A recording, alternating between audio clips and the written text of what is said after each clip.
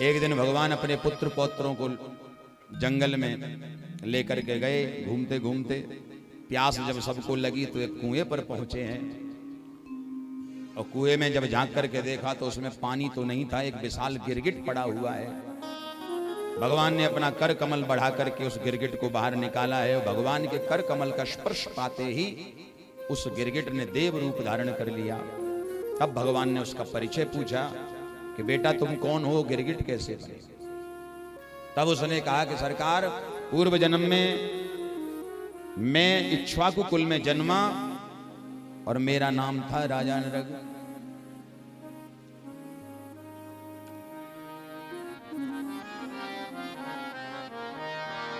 नृगो नाम नरेन्द्रोहम इक्ष्वाकु तनया प्रभो दानिष्वाख्यायमानेषु यदि ते कर्णम स्पृशम्। मेरा नाम था राजा नृग और मैं गौ माता का बहुत दान करता था। वर्णन तो ऐसा आता है कि राजा नृग कहता है भगवान से कि एक बार बरसात हो तो बरसात की बूंदों को गिनना संभव है, पर मैंने जीवन में कितनी गौ माता का दान किया ये कोई आज तक गिन के नहीं बता पाया। इतनी गैया दान करी।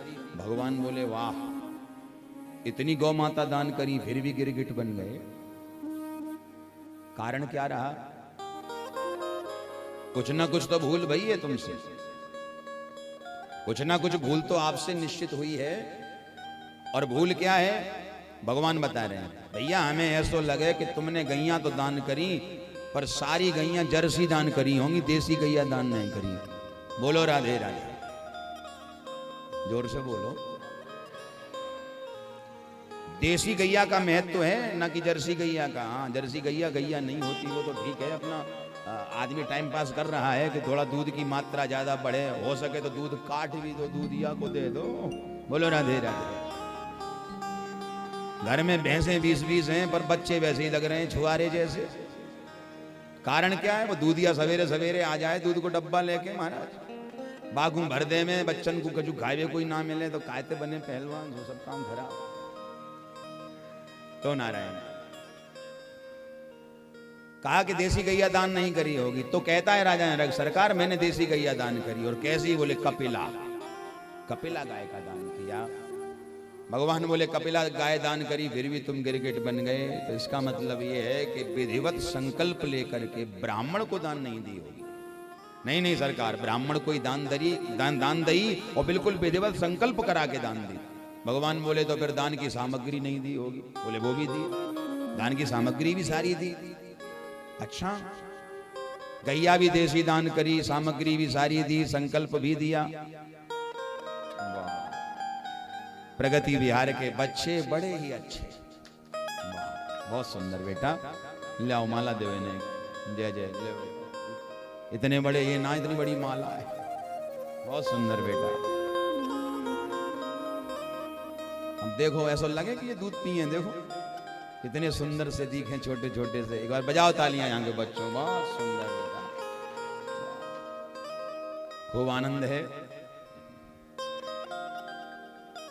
तो भगवान बोले फिर कारण क्या रहा? राजा नृग ने कहा सरकार गलती हो गई अनजाने में। तो हम आपसे यही तो पूछना चाहते हैं कि अनजाने में किया हुआ अपराध भी क्या उसका दंड भोगना पड़ता है? एक संत का भाव है कि अपराध माने अपराध, चाहे जानबूझ के करो और चाहे अनजाने में करो, उसका परिणाम आपको भुगतना ही पड़ेगा।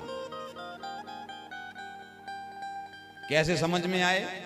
समझ लीजिए, जैसे जहर आप अपने घर में बेडरूम में बेड के ऊपर आपने एक कोने पर रखी हुई है जहर की शीशी, पॉइजन भरा हुआ है जिसमें, और एक कोने में रखी हुई है खांसी की यानी कफ सिरप रखा हुआ है। दो आपकी बोतलें धरी हैं, वहां शीशियां रखी हैं। रात में सो रहे थे, गहरी नींद में अचानक खांसी उठी, बड़ी जोर की खांसी उठी, अब कंट्रोल ही ना हुए। अब कंट्रोल जब नहीं हुई तो महाराज नींद में थे, तो जल्दी जल्दी में खांसी की शीशी की जगह जहर की शीशी हमने उठा ली, और जहर की शीशी को खांसी की दवा समझ के 2 ढक्कन डाले और गले में डाल के उसको पी लिया कि अभी खांसी ठीक हो जाएगी। और महाराज पीते ही गोविंदाय नमो नमः, बोलो राधे राधे। अब कोई कहे महाराज उसने तो भूल से जहर पी लिया था, भूल से गलती से पी लिया। भाई जहर को चाहे जानबूझ करके पियो चाहे अनजाने में पियो, जहर माने जहर, उसका परिणाम तो भुगतना ही है, उसका असर तो शरीर में होना ही है। उसी प्रकार पाप भी एक बहुत बड़ा जहर है, और पाप रूपी जहर को चाहे आप जानबूझ करके करिए और चाहे अनजाने में, उसका भुगतान आपको भरना ही पड़ेगा। अवश्यमेव भोक्तव्यम कर्म एव शुभाशुभम्। गीता में भगवान अर्जुन से कहते हैं कि अर्जुन, अपने कर्मों का भोग आपको अवश्य ही भुगतान करना पड़ेगा, चाहे शुभ किया है तो शुभ, अशुभ किया है तो अशुभ, वो तो भोगना ही पड़ता है। तो राजा नरक ने कहा कि एक बार मैंने एक गैया ब्राह्मण को दान में दे दी, और ब्राह्मण की गैया वो जंगल में चरते चरते हमारी गौशाला की गैया में मिलके हमारी गौशाला में आ गई।